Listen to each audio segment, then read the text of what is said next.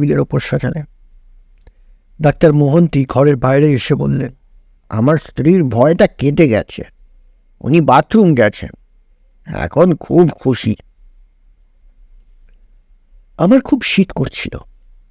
তাড়াতাড়ি খেয়ে নিয়ে একটা শোবার ঘরে গিয়ে কম্বল মুড়ি দিয়ে খানিকক্ষণ বিশ্রাম করবার জন্য ব্যস্ত হয়ে গেলাম। এই সময় হঠাৎ মিসেস মোহন্তির একটা আর্ত চিৎকার কানে এলো। তিনি ছুটতে ছুটতে বাইরের ঘরে এলেন। দেখলাম তার চোখ ভয় ও আতঙ্কে বিস্ফারিত। মুখে বোধহয় জল দিয়েছিলেন, মুখটা ভেজা। আমরা সবাই তাকে একটা সোফায় বসিয়ে দিল। তিনি প্রথমে কোনো কথাই বলতে পারছিলেন না। তারপর কোনো রকমে যা বললেন তা হলো, বাথরুমের জানলাটা নাকি হঠাৎ যেন বাতাসের চাপটায় খুলে যায়। জানলাটায় কোনো করাত ছিল না। জানলায় দেখা যায় বিকট দর্শন এক মুখ, মাথায় লম্বা লম্বা চুল বেনি পাকানো, অথচ মুখে চুলের মতো বোধদারি। সে হাসছিল না কি করছিল বোঝা যায়নি। কেবল তার মস্ত লাল জিভ আর বোগরা বোগরা বড় দাঁত দেখা যাচ্ছিল। সে অদ্ভুত শব্দ করে মিসেস মোহন্তির দিকে হাত বাড়িয়ে দেয়।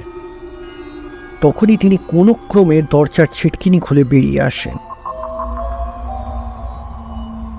সব শুনে ক্যাপ্টেন বসু তৎক্ষণাৎ সিকিম সৈনিকদের নিয়ে বাইরের দিকে ছুটে গেলেন। ডাক্তার মিসেস মোহন্তির পাশে বসে তাকে সান্ত্বনা দেবার চেষ্টা করছিলেন। আমি মনে মনে অবাক হচ্ছিলাম, আশেপাশে কোনো মানুষের বসতি নেই। ওরকম অদ্ভুত মূর্তি এই বরফে ঢাকা পাহাড়ে এলো কোথা থেকে? মিসেস মোহন্তি আবার বললেন, ক্যাপ্টেন বাসু আমার সব কথা না শুনেই চলে গেলেন। সেই মূর্তি দেখে আমি যখন ছিটকানিটা খোলবার চেষ্টা করছি, তখন হঠাৎ মূর্তিটার চেহারা বদলে গেল।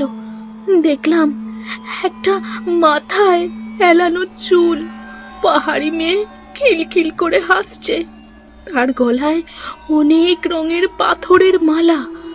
সে তার এমন লম্বা হাত আমার দিকে বাড়িয়ে দিয়েছিল, ছিটকিনি না খুলতে পারলে সে আমাকে নির্ঘাত ধরে ফেলত।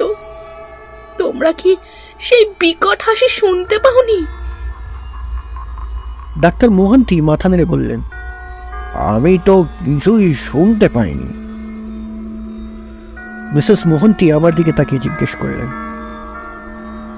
আমি বললুম, না না, আমিও তো কিছু শুনতে পাইনি। প্রায় 15 মিনিট পরে ক্যাপ্টেন